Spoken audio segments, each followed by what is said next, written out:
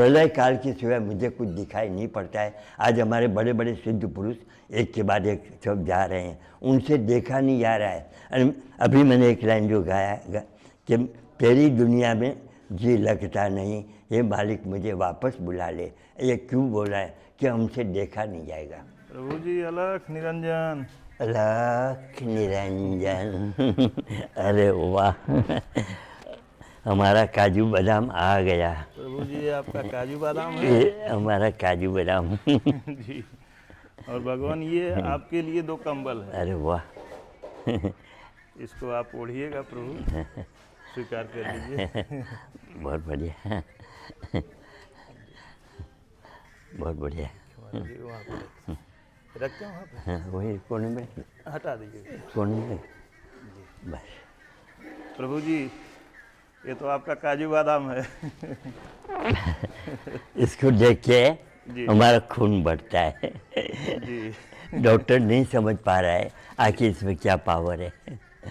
जी प्रभु, भगवान आध्यात्म की चीज़ें आज विज्ञान कहाँ समझ पाता है। हम तो ये जानते हैं कि विज्ञान अध्यात्म से ही निकला हुआ है, उसी का बच्चा है एक।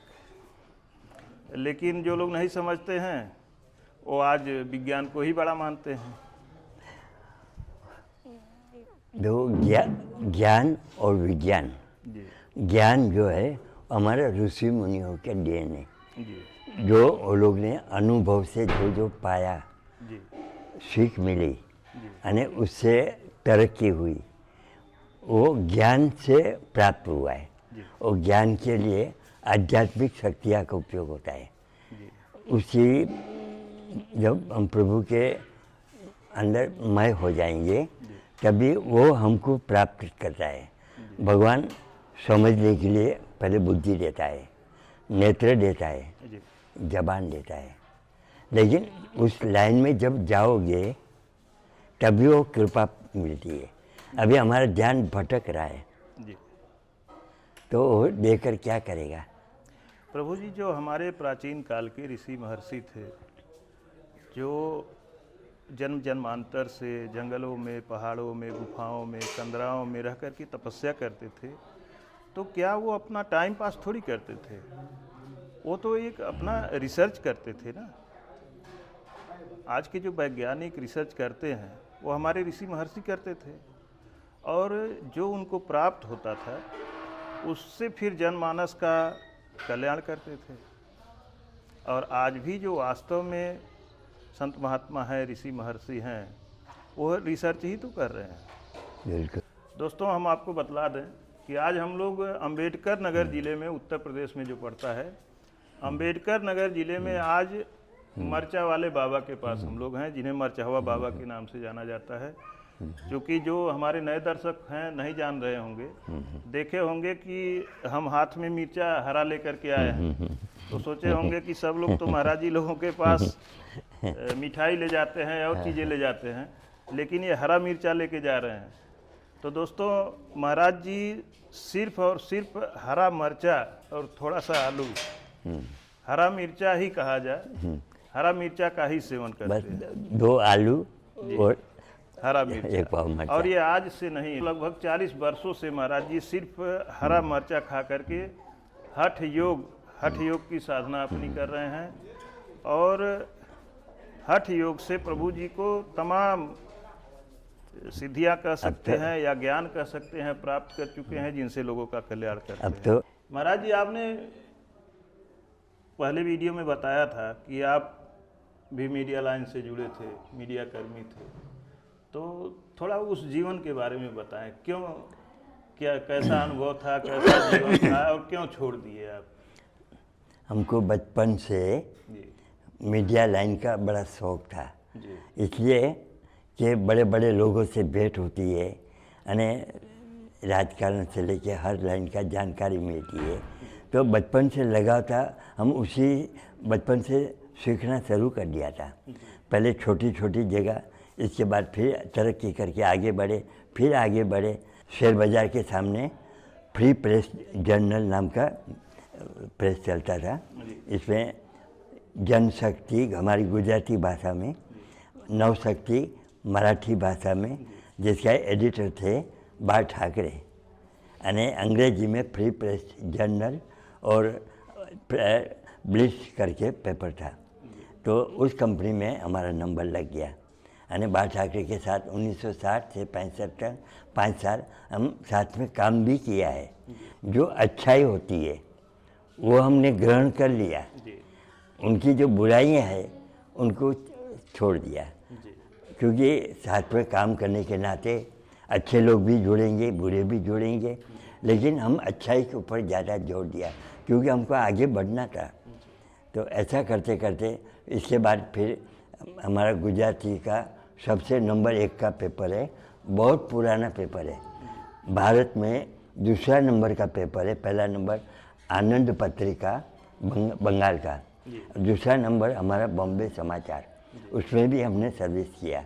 तो ये जो मीडिया के माध्यम से जो हमको बड़े से बड़े लोग, छोटे से छोटे लोगों का जो अनुभव मिला वो बेशुमार है।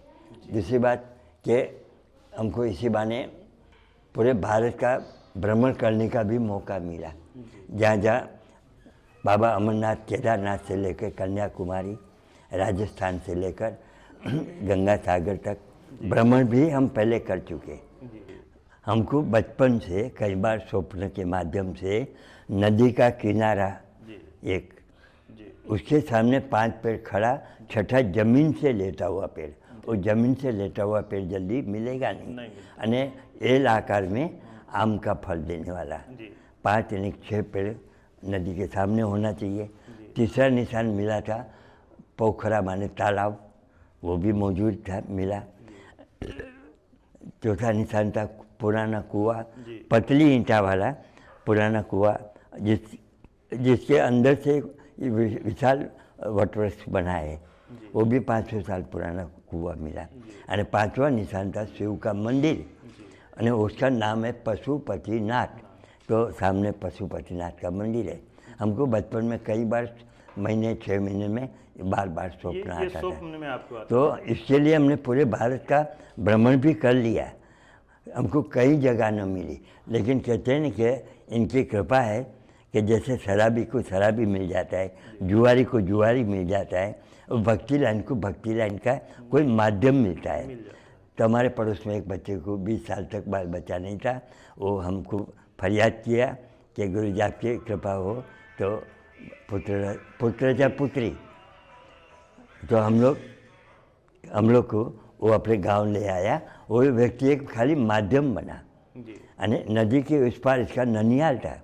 तो एक बार भागवत सप्ताह का आयोजन था, हम लोग जल लेने जब आए थे नंगे पैर, तभी ऐसा लगा कि ज़मीन चुंबक की तरह हमको खिंचाव कर रही थी।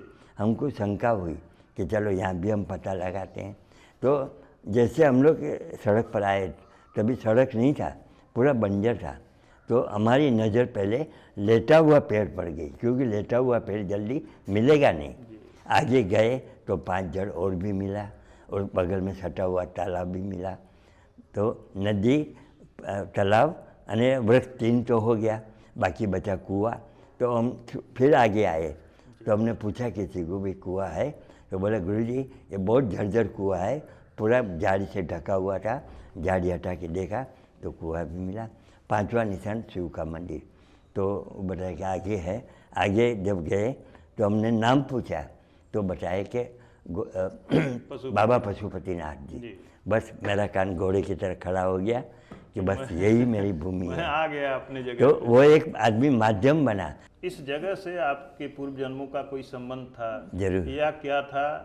क्यों आखिर यह जगह आपको बार बार सपने में आ रही थी? यहाँ आते ही आपको लग गया कि हाँ यह मुझसे संबंधित है यह देखो जगह? इसकी व्याख्या मैं बता रहा हूँ, मैं अपने अनुभव की बात बता रहा हूँ, मैं पोथी पढ़कर बात नहीं कर रहा हूँ। जैसे विज्ञान रिसर्च करता है तो हमारी लेबोरेटरी में भी रिसर्च की प्रथा है, लेकिन रिसर्च कौन करता है? जो आदमी सुन लिया वो अपना प्रचार कर देता, और जो आदमी पढ़ लिया, जो अपने मन में आया वो बयान दे दिया। तो ये कोई ज़रूरी नहीं है कि उनका बयान सही है। तो वो जब आदमी रिसर्च करेगा, तभी मैंने हर चीज़ का रिसर्च किया हूँ, अपना सांसारिक जीवन में અને घरेलू जीवन में मैंने अनुभव किया। तो जो बड़े लोग जो जो बोल के गए, लिख के गए, जो उनकी कहावतें लिखी गई है वो कोई गलत नहीं है, वो अपना अनुभव था वो लिख दिया। तो हमारे में भी रिसर्च की प्रथा है, लेकिन रिसर्च आजकल कौन करता है?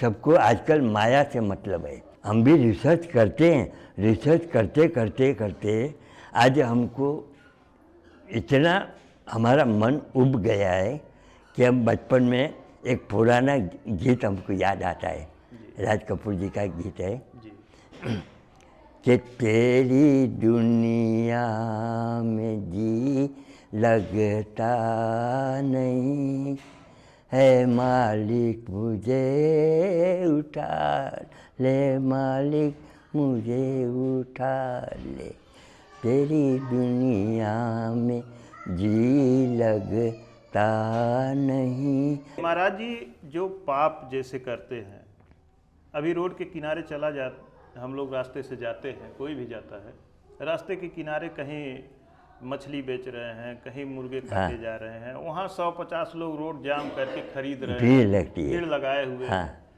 उनका कुछ नहीं होने वाला है। कोई जा रहा है दर्शन करने, कहीं देवी देवता का दर्शन करने जा रहा है, उसमें रुचि नहीं वहाँ है। गाड़ी लोग एक्सीडेंट हो जा रहा है, मर जा रहे हैं। कोई कुंभ में जा रहा है, संगम घाट पे भगदड़ हो रही है, मर जा रहा है। तो प्रभु जी ऐसा क्यों होता है कि जो धर्म करने जा रहा है वो कष्ट भोग रहा है, वो किसी हादसे का शिकार हो जा रहा है, और जो लोग पाप कर रहे हैं वो लोग मौज मस्ती कर रहे हैं। ये आपको क्षणिक भर के लिए है।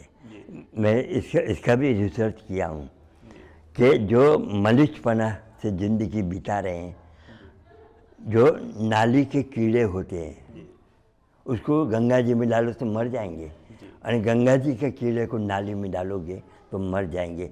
भगवान ने देव और दानव नाम की है तो दोनों पुत्र, लेकिन जो मानसिकता है, ये मानसिकता के नाते उनका जन्म और मरण दोनों उसका भाग्य में लिखा है। अभी आप बोलते हो कि समझाने पर भी नहीं समझते हैं, तो ये कोई नई बात नहीं। अगर कोई देख रहे कि मैंने बोल दिया कि इसमें जहर है, फिर भी आपको पीने का मन करते पियो।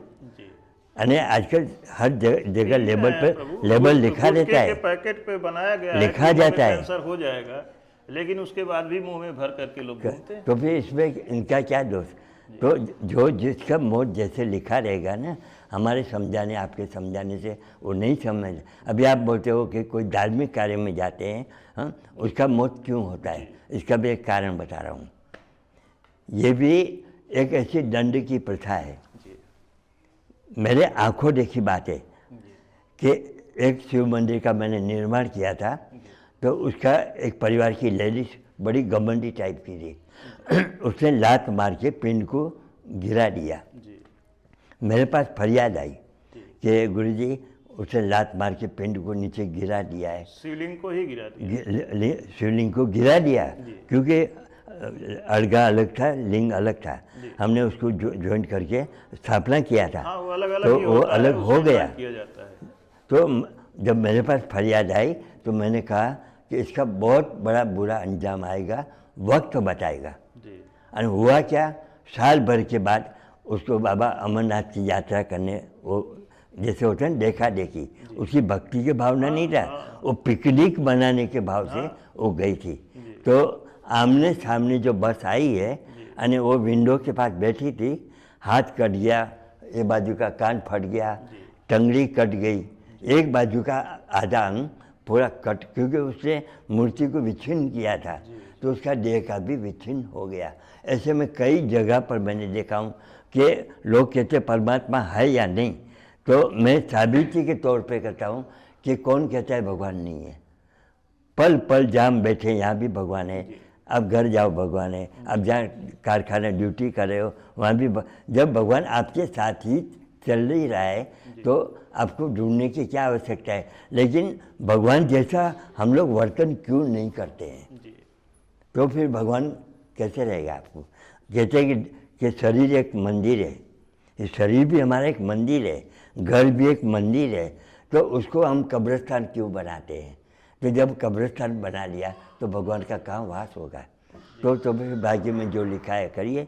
पहले शरीर को स्वच्छ करो, आत्मा को स्वच्छ करो। आज मैं 25 साल हो गया सरजू जी में मैंने स्नान नहीं किया है। लोग कहते हैं कि नदी के किनारे रहने वाले लोग स्नान नहीं करते, पहला नमूना मैं खुद हूँ। आज 25 साल हो गया गंगा जी में स्नान, सटी हुई नदी है, मैं स्नान नहीं किया हूँ। हमारे यहाँ से सामने माता जी का दर्शन होता है, मैं हाथ जोड़ लेता हूँ। दूसरी बात है, हम लोग हाथी योगी है। माता जी से मैं कृपा मांग रहा हूँ कि मैं जो लक्ष्य लेकर मैं यहाँ आया हूँ, मेरा कार्य जब तक पूरा नहीं होगा, माता जी मैं आपसे दूरी बनाऊंगा, मुझे माफ़ करना। तो माता जी हमको से हट आपका चल रहा है। बिल्कुल, माता जी बहुत साथ दे रही है। रुपये में 12 आना काम मेरा हो गया है, अभी 54 बाकी है। वो भी मुझे विश्वास है कि वो भी पूरा हो जाएगा। एक होता है विश्वास, एक होता है विश्वास, एक होता है अटूट विश्वास। दोनों में जमीन आसमान का अंतर है। जब तक आप बोलो कि हमको विश्वास है, तब तक तो गनीमत है। अब जिस दिन आप बोलोगे कि मुझे बाबा गोरखनाथ के ऊपर अटूट विश्वास है, मुझे गुरु जी के ऊपर अटूट विश्वास है, उसी दिन से ये भगवान आपकी परीक्षा लेना शुरू कर देगा। बिल्कुल बिल्कुल, क्योंकि परीक्षा तो बहुत होती है। भक्त प्रहलाद भगवान को मालूम था मेरा परम भक्त है। ऐसे कितने संतों की आज तक परीक्षा ली गई है। मुझे धन नहीं, धन तो मैं इनको हमारा एटीएम चलता है, एक गाली देगा मेरा काम हो जाएगा ना। आज तक हमारा गाली का व्यवहार है। चलो चाहे संत लोग भले मुझसे नाराज हो जाए, मुझे इससे कोई फर्क नहीं पड़ता है। मुझे जो अनुभव मिला है मैं तो वही बात करूँगा। प्रभु जी, यहाँ रह करके आपका रिसर्च किन किन चीज़ों पे चल रहा है?